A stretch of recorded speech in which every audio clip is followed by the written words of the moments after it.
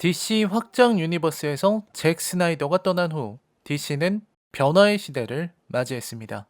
컨저링 시리즈로 유명해진 공포 영화의 감독들을 데려다 영화를 만들기 시작한 것이죠. 제임스 완의 아쿠아맨이 그 시작이었고, 제임스 완 사단으로 분류되는 데이비드 F 샌드버그의 샤잠으로 이어집니다. 잭 스나이더의 시대가 저물고 새로운 감독들의 시대가 떠오르는 시점에서 시대의 교체가 던지는 메시지는 단순하게 압축할 수 있습니다. 무게의 차이죠.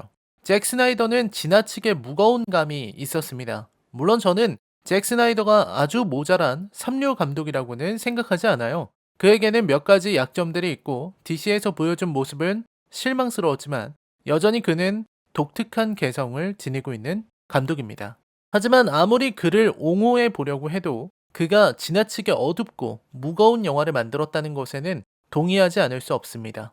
잭 스나이더가 그려낸 DC 히어로들의 세계는 어두컴컴한 세상, 먹구름이 가득 낀 하늘에 비가 내리고 번개가 치고 용암이 치솟는 지옥 같은 곳에서 피어내는 한 송이 꽃과도 같은 세계입니다. 화면은 도통 어두워서 잘 보이지도 않고 캐릭터들은 내내 무게만 잡으면서 이상한 대사나 내뱉고 분위기와 어울리지 않는 농담들은 관객들을 민망하게 만들었습니다. 제임스 완이 보여준 것은 DC의 영화에도 밝은 빛과 다양한 색이 가능할 수 있다는 것, 그리고 데이비드 F 샌드버그가 보여준 것은 DC의 영화에도 밝은 웃음과 아기자기한 이야기가 가능할 수 있다는 것입니다. 농담은 민망하지 않고 터질 땐 터져주고 이야기는 한결 가벼웠습니다. 플롯을 단순하게 만드는 것도 좋은 시도였습니다. 괜히 복잡하게 만드는 것보다는 차라리 단순 명쾌한 것이 좋죠. 저는 감독이 이 영화를 만들 때 모든 연령에게 어필할 수 있는 이야기와 히어로를 만들고 있다는 생각이 들었습니다. 그렇기에 유치해 보이는 코스튬도 그대로 유지한 것이겠죠. 그 결과 샤잠은 어린이들도 즐겁게 볼 수 있는 DC 영화가 되었습니다. 다소 폭력적인 묘사도 무게 잡는 캐릭터도 맙을 따라하느라 정신없던 서사도 사라졌습니다. 여러모로 오락성을 강화한 것은 큰 특징입니다. 아쿠아맨보다 나은 부분도 있습니다. 다만 오락 영화로서의 기능을 강화한 대신 지나치게 유치하고 중반 이후의 흐름이 단순하다 못해 지루해지는 약점을 안게 되었습니다. DC 최대의 실수는 단기간에 마블의 어벤져스 같은 성과를 내려고 성급했던 것입니다. 대작을 만들어야 한다는 강박에서 벗어난 DC는 오랜만에 가볍게 볼 수 있는 영화를, 그것도 크게 조롱하지 않아도 되는 영화를 연거푸 만들어내고 있습니다. 히어로 영화의 경쟁에서 DC는 이제서야 출발점에 선 느낌입니다. 샤잠 리뷰입니다. 여러분, 이 앞으로는 치명적인 스포일러가 포함되어 있으니 감상에 주의하시길 바랍니다. 아울러 저는 철저한 비판을 목적으로 리뷰하고 있습니다. 리뷰 시작합니다. DC 영화의 가장 큰 테마는 역시 엄마입니다. 마치 불효자는 옵니다를 보는 것 같은 상황입니다. 배트맨 대 슈퍼맨 저스티스의 시작에서 배트맨과 슈퍼맨은 엄마의 이름으로 친구가 되었습니다. 그 유명한 마사 사건이죠. 그리고 아쿠아맨에서도 시작부터 어머니가 납치되더니 샤잠에서는 아예 엄마 찾아 3만리를 찍고 있습니다. 엄마를 빼놓고는 이야기 진행이 안 되는 거죠. 이제는 일부러 이러는 거 아닌가 하는 의심이 들 정도입니다. 샤잠은 단순하고 알기 쉬운 이야기를 시작합니다. 샤잠이라는 마법사가 7대 죄악을 가둬놓고 있는데 나이를 먹고 힘이 약해져 더는 7대 죄악을 가두기 어렵게 되었습니다. 마법사는 자신의 후계를 찾으려고 하는데 조건이 있습니다. 완벽하게 순수한 마음을 지닌 사람이어야 한다는 것이죠. 이야기는 1974년, 무려 45년 전에 테디어스 시바나의 이야기를 보여줍니다. 빌런의 탄생과 작품의 설정을 보여주는 좋은 진행입니다. 아버지와 형에게 겁쟁이라고 무시당하던 테디어스 시바나는 마법사를 만나 절호의 기회를 손에 넣지만 힘의 유혹을 견디지 못했습니다. 그 일로 인해 교통사고가 일어났고 테디어스의 아버지는 하반신이 마비되는 부상을 입죠. 한편 현대 시점에서는 주인공 빌리 베슨의 이야기가 진행됩니다. 빌리는 어렸을 때 놀이공원에서 어머니를 잃어버렸습니다. 그 후 빌리는 어머니를 찾기 위해 모든 베슨을 찾으며 지내고 있었습니다. 위탁 가정을 결단코 거부하면서 혹 위탁 가정에 들어가면 꼭 가출을 했다고 하는 빌리에게는 어머니를 찾는 것이 지상 과제입니다. DC 영화는 역시 엄마거든요.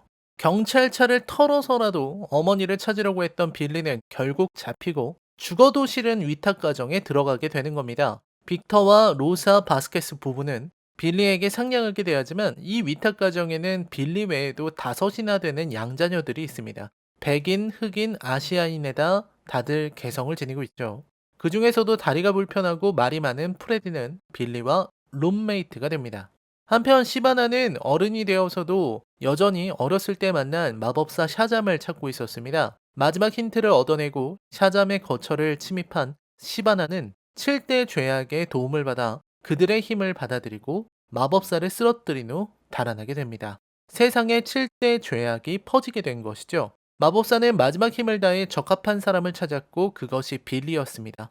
빌리는 비록 시험을 받지는 않았지만 시간이 없었던 마법사에 의해 힘을 전수받게 되죠. 그렇게 빌리는 슈퍼히어로 샤잠이 됩니다. 솔로몬의 지혜, 헤라클레스의 힘, 아틀라스의 체력, 제우스의 권위, 아킬레스의 용기, 머큐리의 스피드를 지녔다는 무적의 영웅이죠. 빌리가 지팡이 만지기 싫어하고 샤잠이라는 이름에 피식 터지는 부분은 굉장히 자연스럽고 좋았습니다. 저스티스 리그에서 플래시가 보여준 억지 반응이 아니라 자연스러운 코미디. DC가 정말 많이 발전했군요. 샤잠이 된 빌리는 프레디를 만나 슈퍼히어로의 힘을 시험해보게 됩니다. 편의점에서 강도를 물리치며 빌리와 프레디는 슈퍼히어로 샤잠의 힘을 실감하게 되고 프레디는 사이드킥을 자처하며 빌리에게 캡틴 스파클링 핑거라는 멋진 이름을 선물합니다. 저는 이 이름이 더 좋더라고요. 초반부의 진행은 정말 그럴듯합니다. 무척 흥미진진하죠. 특히 빌리와 프레디가 능력을 알아보겠다면서 실험을 하고 사람들 관심을 얻으려고 유튜브에 영상을 올리는 장면은 그야말로 요즘의 시대를 반영하고 있습니다. 두 소년이 노는 모습이 너무 귀여워서 절로 웃음이 나올 정도입니다. 몸은 어른이지만 정신 연령은 14세 소년인 샤잠을 연기하는 제커리 레비의 연기력도 아주 출중했어요. 이 부분은 묘하게 스파이더맨 홈커밍이 떠오르기도 하고 데드풀이 연상되기도 합니다. 웃음과 학교라는 측면에서 말이죠. 하지만 흥미진진했던 흐름은 중반 이후부터 무너지기 시작합니다. 그 이유는 바로 빌런에게 있습니다. 시바나의 캐릭터는 제법 카리스마를 지니고 있습니다. 배우가 배우이기 때문인지 강한 인상과 존재감을 드러내고 있죠. 영화는 초반부의 이야기를 할애해서 시바나의 이야기를 보여줬고 그만큼 시바나라는 빌런을 중요하게 대합니다. 저는 시바나라는 빌런의 탄생 자체에는 긍정적입니다. 모든 빌런이 다크나이트의 조커처럼 혼돈, 악일 필요는 없습니다. 때로는 개인적인 복수심, 원한, 질투 혹은 찌질함으로 인해 빌런이 되는 존재도 필요하죠. 그걸 위해서 초반에 빌드업을 한 것은 저는 괜찮았다고 생각해요. 문제는 빌런의 탄생에는 시간을 들일 줄 알았던 영화가 빌런의 상세한 설정에는 매우 무성의했다는 것입니다. 시바나는 그 몸에 7대 죄악을 받아들인 아주 강력하고 무서운 빌런입니다. 하지만 알고 보면 이 아저씨의 능력이 무엇인지 알 수 없어요. 마치 미이라의 아마네트처럼 안개를 사용하는 것 같으면서 샤잠처럼 번개도 어느 정도 씁니다. 그리고 자신의 힘을 나눠 7대 죄악을 불러낼 수 있습니다. 문제는 이 7대 죄악이라는 악마들이 너무나 흔해 터지다 못해 공장에서 찍어낸 과자들처럼 개성없게 생겼다는 것이죠. 게다가 하는 짓들도 너무 뻔하고 7대 죄악이 누가 누군지도 잘 모르겠고 애들이 능력의 차이도 없는 것처럼 보입니다. 7대 죄악이라는 거창한 이름을 지어놓고 작품에서 드러나는 모습은 그냥 평범한 괴물들에 지나지 않죠. 이러다 보니 빌런의 강함이나 사악함, 특징을 파악하기 어렵습니다. 스토리도 엉터리가 됩니다. 시바나가 아버지와 형에게 복수를 한 것은 좋은데 갑자기 샤잠을 잡으러 가는 부분은 다소 설명이 부족합니다. 물론 시바나는 마법사의 존재를 알고 있었고 마법사의 후계자가 강력한 적이 될 것이라는 걸 알기에 미리 제거하러 간 것 자체는 납득이 되지만 이후의 전개가 더 문제죠. 우선 샤잠과의 전투에서 카리스마가 확 죽어버린다는 겁니다. 저는 이 부분이 설정의 문제라고 생각합니다. 샤잠이 시바나에게 얻어맞아 약해지는 것을 그리자니 첫 등장하는 슈퍼히어로의 위상이 흔들린다고 생각했을 겁니다. 그래서인지 샤잠은 시바나에게 맞아도 별 위기감을 느끼지 않습니다. 분명히 시바나가 처음 공격했을 때는 고통도 느끼고 코피도 흘렸는데 그 후로는 피 한 방울 튀지 않는 전투가 이어집니다. 긴장감은 사라지죠. 샤잠이 진짜 아픈지도 모르겠습니다. 도망치는데 열중하는 모습을 보이지만 막상 시바나가 샤잠을 정말로 죽일 수 있는지에 대해선 의문이 들기 시작하는 거죠. 샤잠이 아파하는 모습을 그리는 것은 도박이었을 것입니다. 하지만 그럴 거라면 차라리 샤잠에게 약점을 만들고 시바나가 그 약점을 쥐고 있는 식으로 진행했어야 했습니다. 절대 무적인 슈퍼맨도 크립토나이트 앞에서는 한없이 약해지고 크립토나이트로 인해서 약해진 슈퍼맨이 아파하는 것은 캐릭터 붕괴가 아니니까요. 샤잠에게도 그런 연출을 주었으면 좋았을 것입니다. 그러한 장치가 하나도 없으니 문제가 되는 것입니다. 시바나는 흐름상 샤잠을 압도해야 하는데 영화의 입장상 샤잠이 너무 아파하면 안 되거든요. 그래서 시바나의 카리스마가 떨어지는 선택을 하게 되는 것입니다. 그럭저럭 괜찮았던 영화가 시바나와 샤잠이 싸우기 시작하자 재미가 팍 떨어지는 것은 그런 이유입니다. 시바나와 샤잠은 서로를 두들기며 싸우지만 둘의 공격이 어느 정도 통하는지 도통 알 수가 없으니 재미가 있을 수가 없죠.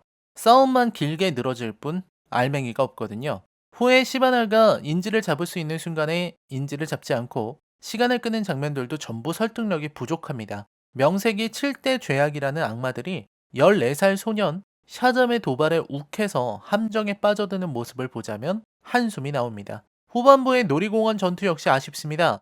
빌리의 아이디어로 샤잠의 힘을 나누게 된 빌리와 빌리의 형제들이 활약을 하는 장면이 이어지는데 이 부분에서는 각 캐릭터들의 기믹을 소개하느라 7대 죄악들이 전부 희생되고 있습니다. 게다가 이 캐릭터들이 활약하는 부분은 재미있기는 하지만 큰 의미는 없습니다. 가족 히어로의 의미를 던져주는 것 외에는 건질만한 것이 없는 거죠. 사실 저는 이 영화의 이야기 자체는 완결성이 있다고 생각합니다. 생각보다 잘 나온 이야기라고도 생각하고 있습니다. 결국 이 이야기는 빌리 베슨의 성장 이야기입니다. 빌리는 어머니가 없는 상태, 상실의 상태에서 시작했고 우연히 자신과 전혀 다른 삶을 살아가는 형제들을 알게 되고 끝내 다양한 사건들을 겪고 잃어버린 어머니와 재회하며 마음의 상처를 드러내고 다른 한편으로는 그토록 원하던 가족을 마침내 얻게 됩니다. 상실에서 시작한 빌리의 이야기는 충만한 체험으로 마무리되고 이는 빌리의 성장을 의미하며 성장의 서사가 기반이 된 히어로 이야기는 언제나 성공적이죠. 하지만 그런 가족의 이야기도 지나친 스테레오타입들로 인해 무너지고 맙니다. 사실 위탁 가정의 감싸줌과 정, 사랑에 대한 이야기는 성공적이긴 해도 프레디를 제외한 다른 아이들이 지니는 유대감에 대해서는 제대로 설명하지 못하고 있습니다. 프레디를 늘 괴롭히고 프레디와 빌리의 갈등의 시발점이 되는 불량한 친구들의 캐릭터도 문제입니다. 이 친구들은 작품 시작부터 끝까지 동일한 역할을 반복할 따름이죠. 프레디의 성장을 이끌어내는 것도 아니고 그로 인해 캐릭터의 변화가 생기는 것도 아닙니다. 영화의 사건이 마무리된 시점에서도 프레디는 가족들의 도움과 빌리의 지원으로 나아지지만 불량한 친구들은 그냥 끝까지 불량한 채로 마무리되죠.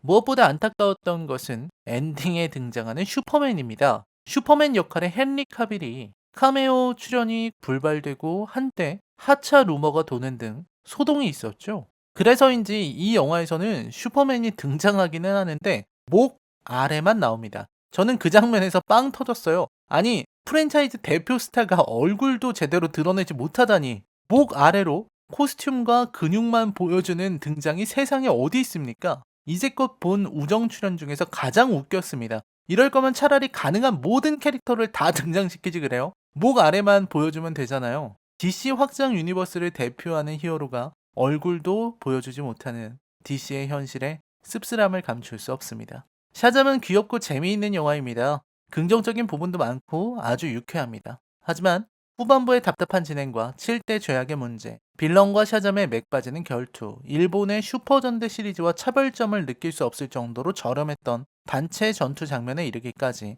비판받아야 할 부분이 너무나 많습니다. 저는 샤잠이라는 영화를 무척 긍정적으로 생각하지만 전체적인 완성도는 부족하다고 생각해요. 샤잠에 대한 제 평점은 10점 만점에 4점입니다. 그럭저럭 볼만한 영화라는 것은 분명합니다. 소년들에게는 가슴이 두근거릴 만한 소재입니다. 저 역시 많이 웃으면서 잘 보았습니다. 라이너의 컬처 쇼크 영화 리뷰는 계속됩니다. 저는 여러분의 댓글을 모두 읽고 있습니다. 댓글 부탁드립니다. 저는 다음 리뷰에서 뵙겠습니다. 시청해주셔서 감사합니다. 안녕히 계십시오.